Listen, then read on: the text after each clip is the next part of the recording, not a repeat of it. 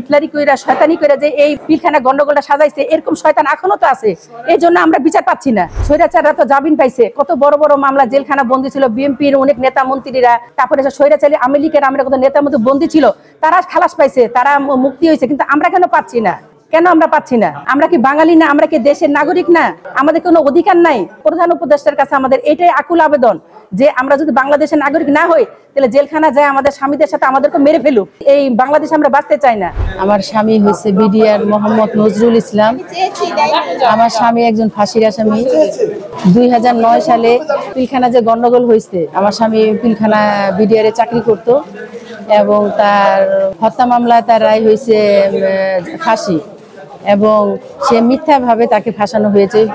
এবং আমি এই 18,520 জন বিডিআরের মুক্তি চাই এবং প্রধান উপদেষ্টার কাছে আমাদের একটাই আবেদন যে আমাদের এই যে মিথ্যা মামলায় যে আমরা পড়ে আছি, সেটা থেকে আমরা মুক্তি পাই। আমাদের মিথ্যাভাবে ফাঁসাইছে এবং অনেক বিডিআরদের রিমান্ডে নিয়ে তাদের জোরপূর্বকভাবে তাদের কাছে স্বীকারোক্তি নেওয়া হয়েছে, মারধর করছে। একজন বিডিআরে 11-12 দিন 15 দিন করে রিমান্ড দিছে এবং তাদের ফাঁসাইয়া তাদেরকে চোখ বন্ধ কইরা তাদেরকে সাদা কাগজে সাইন করাইছে এবং তারা নিজেরাও জানে নাই তখন যে আমরা কিসের উপরে সাইন করলাম।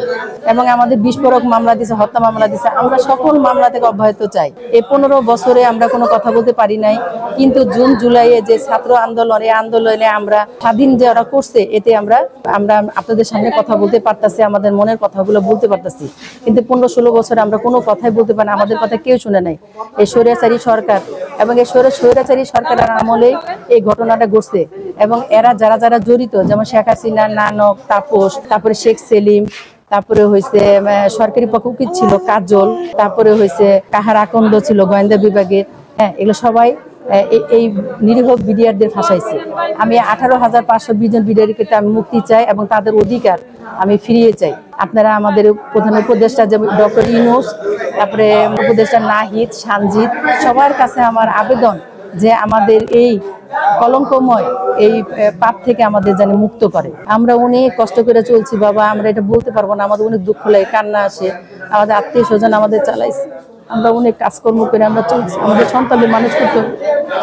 2009 আমার একটা সন্তান গর্ভে ছিল, সেই সন্তান এখনো পর্যন্ত তার বাবাকে ধরতে পারে না, তার বাবার আদর থেকে বঞ্চিত। আমি আমার স্বামী বিপদে পড়ছে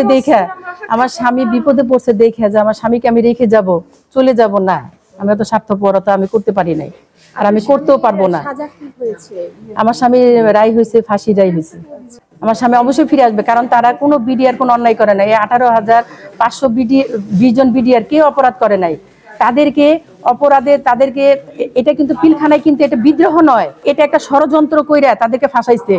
এই ফাঁসিক শেখ হাসিনা, তার সাথে জড়িত আছে নানক, তাপস এবং বিভিন্ন দল, রাজনৈতিক দলের নেতা তাপস আছে। তারপরে হচ্ছে আমাদের সরকারি পক্ষে যে উকিল আছে কাজল, মোশাররফ হোসেন কাজল, এই হচ্ছে ক্রিমিনাল। তারপরে হচ্ছে কাহার আকন্দ, যে সে রিটায়ার্ড পারসন, সে কিভাবে সে এই বিডিআরকে ফাঁসাইছে, এগুলো আমাকে সামনে আনতে চাই, বিচারে আওতা আনতে চাই।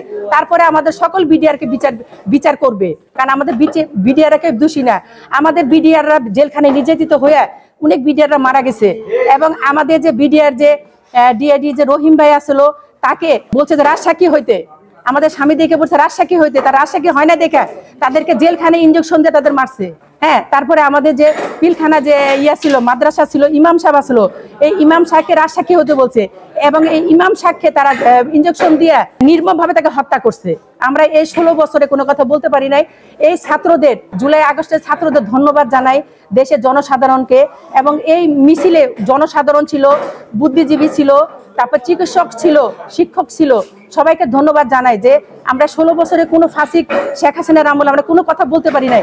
ছাত্রদের জন্য আজ আমরা কথা বলতে পারতেছি, আপনাদের সামনে জানাতে চাইতেছি 18,500 বিডিআরকে আমরা মুক্তি চাই এবং যারা চাকরিযুক্ত তার চাকরি ফেরত চাই এবং বিভিন্ন মেয়াদে যা সাজা হয়েছে তাদেরকে আমরা চাকরিতে বহাল চাই এবং তাদের যে এই 16 বছরে তাদের যে ক্ষতি হয়েছে, ক্ষতিটা আমরা পূর্ণতা চাই। এই সরকারের কাছে আমাদের এটাই আবেদন। স্বৈরাচারী যে সরকার যে বুদ্ধি কইরা, হিটলারি কইরা, শয়তানি কইরা যে এই পিলখানা গন্ডগোলটা সাজাইছে, এরকম শয়তান এখনো তো আছে। এই জন্য আমরা বিচার পাচ্ছি না।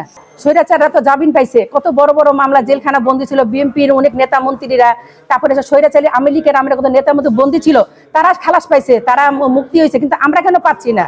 কেন আমরা পাচ্ছি না? আমরা কি বাঙালি না? আমরা কি দেশের নাগরিক না? আমাদের কোনো অধিকার নাই?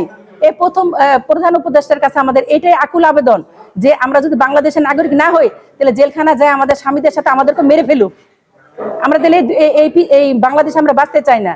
আমাদের হত্যা মামলা, বিষয়ের মামলা, আমরা এগুলা সব আমরা বাতিল চাই এবং বিডিআর এর পূর্ণ অধিকার সম্মান জানে এই সরকার জানে ফিরিয়ে দেয়, এটা আমাদের আকুল আবেদন। আর বিচার যদি বিডিআর করতে চায় তাহলে ওই স্বৈরাচারী সরকার এবং সরকারের সাথে যারা আছে সবাইকে হাজির করুক। আমাদের যেমন কাঠগড়া দাঁড়া করাইছে, তারা তো আমাদের সামনে কাঠগড়াতে দাঁড়াতে হবে, তাহলে আমরা বিচার মানবো, নাহলে আমরা এই বিচার মানবো না।